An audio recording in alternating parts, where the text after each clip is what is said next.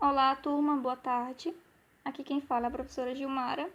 E como vocês sabem, eu sou professora da disciplina de Sociologia e hoje eu vim dar continuidade à explicação do capítulo 3, Outras Formas de Pensar a Diferença. O objetivo da aula é tratar de algumas grandes mudanças ocorridas no mundo no final do século XX, especialmente no que se trata a questão dos conceitos antropológicos, tá? Iremos iniciar com a sociedade, o tema sociedade simples e sociedade complexa. Nós vimos na aula anterior que os antropólogos do século XX eles desenvolveram conceitos para poder estudar e analisar as sociedades pequenas. Nós vimos lá os antropólogos ingleses, franceses, né? Mas, com o passar dos anos, a antropologia ela foi vendo que não existiam apenas sociedades pequenas, existiam também sociedades maiores, né? E para poder fazer uma distinção entre a sociedade pequena e a sociedade maior, eles acabaram adotando dois termos, o termo simples e o termo complexo. O simples refere-se à sociedade pequena e o complexo à sociedade maior, né? Sociedades grandes. Mas o que vem a ser uma sociedade complexa? Eu costumo explicar a sociedade complexa porque, assim, com base nela você consegue entender a sociedade simples. Ela é totalmente o oposto da complexa. A sociedade complexa seria aquela sociedade que combina uma grande escala de tamanho, a presença do Estado, uma forte diferença cultural interna e ainda uma diferenciação social destacada. Ou seja, nós podemos dizer que a sociedade complexa ela pode ser tida e vista como aquela que já alcançou um alto índice social e econômico. Como assim, professor? É aquela sociedade que você olhando para ela, você percebe que economicamente ela tem uma grande quantidade de indústria, ela tem um desenvolvimento de muitas atividades, é muito variada as formas de trabalho, né? Socialmente, ela tem dentro dela o desenvolvimento de várias áreas sociais, tecnológicos, jurídicos, culturais, como no todo, né? As sociedades complexas, elas são mais diferentes socialmente, elas são mais hierarquizadas. E a sociedade simples, ela não tem isso que tem na complexa, tá certo? Então, a nossa sociedade, se a gente for olhar, ela é vista como uma sociedade complexa, sociedade que nós vivemos. Por exemplo, a nossa sociedade é capitalista, né? Sociedade capitalista.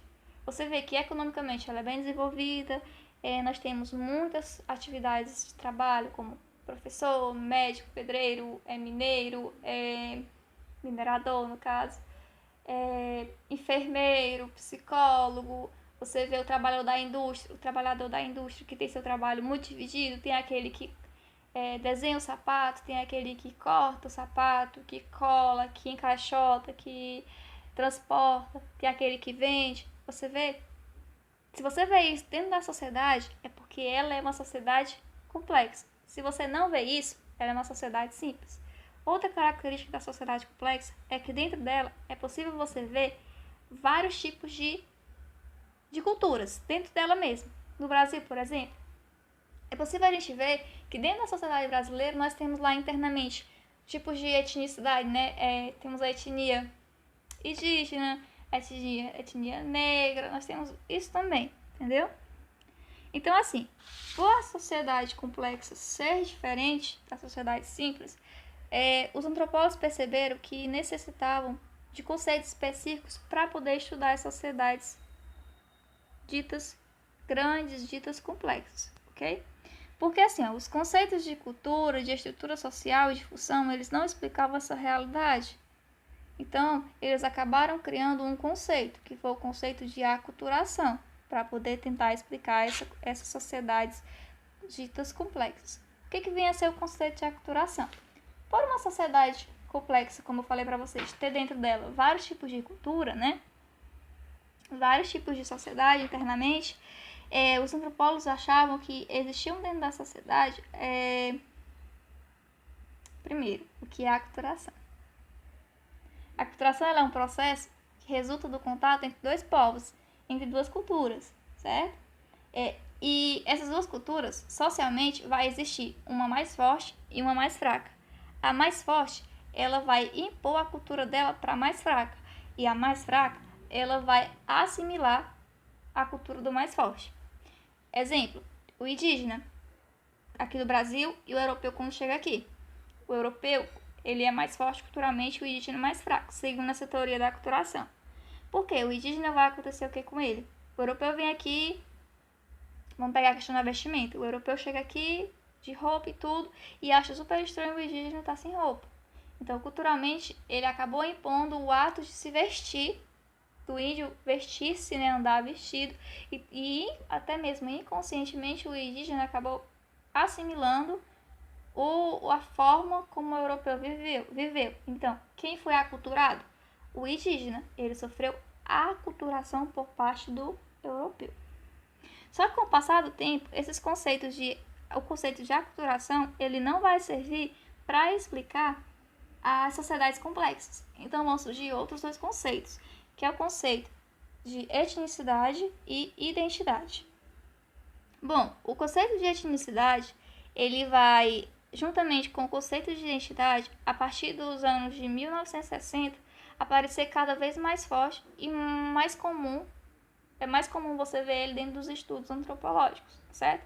Esse conceito, eles vão ser uma contraposição do conceito de aculturação. Por quê? O conceito de aculturação é quando há uma imposição de uma cultura sobre a outra, né? É como se uma cultura apagasse a cultura do outro. O conceito de etnicidade, identidade é o oposto. É o fortalecimento da cultura da minoria em meio à cultura dominante. Onde é que nós vemos isso, professor?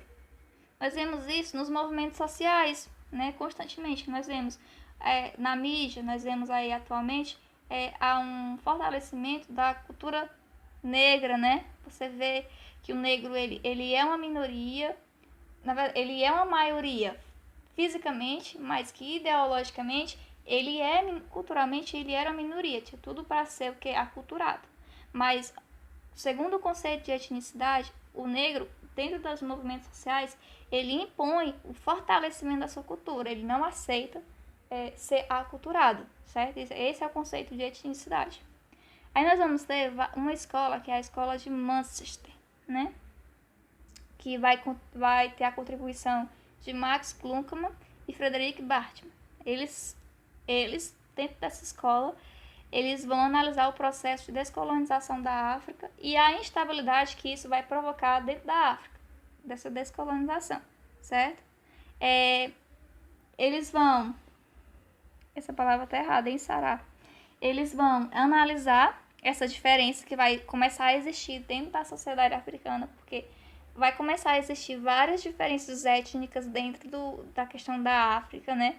E eles vão perceber que vai haver a autodefinição e definição do outro como diferente. Por quê? A etnicidade, ela refere-se a um conjunto de atributos ou traços, tais como a língua, a religião, os costumes, o que aproximam da noção de cultura, ou a ascendência como presumida dos membros, o que o torna próximo da noção de raça.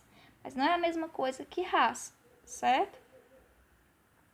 E eu falei para vocês que a etnicidade ela também vai estar muito dentro do conceito da minoria, né? Então, assim, a gente vai ter muitas minorias aqui. A gente vai ter a minoria dos negros, né? Os indígenas, dentro da nossa sociedade. E você vê que etnicamente eles conseguem impor o fortalecimento deles. Falei que constantemente a mídia mostra o negro mostrando que ele tá ali, que ele tem a cultura dele, que vai prevalecer. Você vê o indígena também nessa questão. Mas eu trago para vocês aqui o Marty, que ele tratou muito da questão da luta das minorias e lutou muito contra a questão do racismo. A ideia de minoria ela pode ser enganadora, tá, gente? Pois nem sempre significa um número menor de pessoas. Um grupo étnico pode ser maior em números, porém ele pode ser populacionalmente muito mais fraco. Muito mais fraco em termos de poder ou de participação na distribuição de riqueza. Como é o caso da África, né? Nós tivemos na África do Sul um momento que foi conhecido como apartheid, que foi uma política oficial de segregação da população negra e branca, que era estabelecida pela minoria branca da República da África do Sul, durante a maior parte do século XX. Nesse regime, a maioria branca dominava os recursos econômicos e naturais do país, excluindo economicamente e especialmente, espacialmente a população negra. O negro em número ele era muito maior, mas culturalmente ele tinha menos poder. Mas a gente vê hoje na mídia que o apartheid ele acabou, né? Mas por meio de muita luta para que isso pudesse acabar. Ó, tem essa charge, a segunda, vocês veem uma imagem de uma janelinha no vagão. É interessante porque, assim, só quem podia sentar nessa janela era quem era branco. Os negros, eles não poderiam sentar nas janelas. Então você vê aí como era um absurdo, né? Conceito de identidade. Até 1970, o conceito de identidade aparecia como um acessório. Tipo, era identidade étnica, social, identidade racial, né?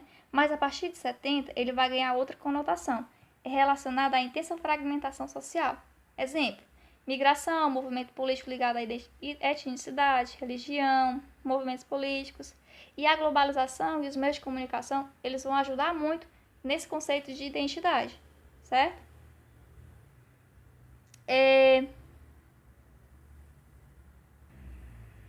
Enquanto no conceito de etnicidade pressupõe uma ancestralidade, tipo uma cultura comum, né, uma língua comum, o conceito de identidade ele não pressupõe essa ancestralidade, né? É suficiente para produzir identidade entre grupos de pessoas. A identidade ela é sempre vista como transitória, nunca pronta e acabada. Ela é um processo de construção, modelação pela ação das pessoas que compartilham coisas comuns. O conceito de identidade, gente, ele é, portanto, para pensar a diferença no mundo onde a fragmentação das opções de vida ela é muito complicada ao extremo, onde múltiplas alternativas se apresentam a qualquer pessoa.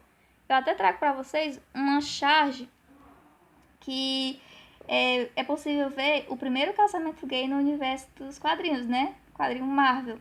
O super-herói Estrela Polar se uniu ao namorado. Kili, né? Junat. Você pode perceber nessa charge que as diferenças presentes no mundo contemporâneo elas vão além da questão da etnia e da cultura. Ela vai além disso e que acaba produzindo outros tipos de identificação, né? Porque assim, dentro de uma mesma etnia, você pode ver, por exemplo,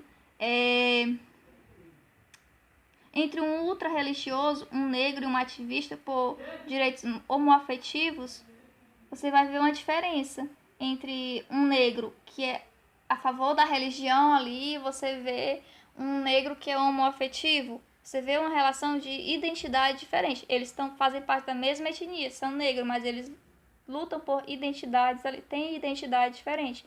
Então, esses dois conceitos eles vão estar muito atuantes dentro da formação da antropologia e são muito utilizados até hoje para poder explicar antropologicamente a sociedade. Então, assim, eu vou deixar uma atividade para vocês. Essa atividade deve ser respondida e vai valer 4 pontos, porque eu vou somar a nota de vocês com a anterior, ok? Beijos, abraços e até a próxima.